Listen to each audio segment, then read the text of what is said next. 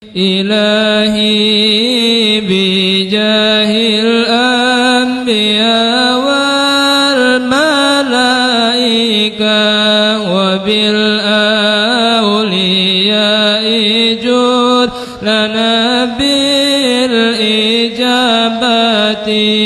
إلهي توسلنا بقرآنك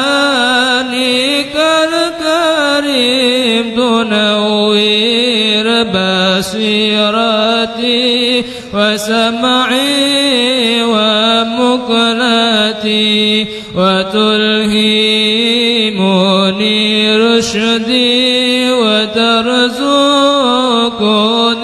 علما يقيني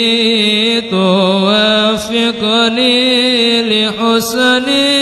العبادات بأسمائك الحسنى تجود بتوبة نصوح تغفر لي ذنوبي وزلتي وتزورني في كل حال ولمحة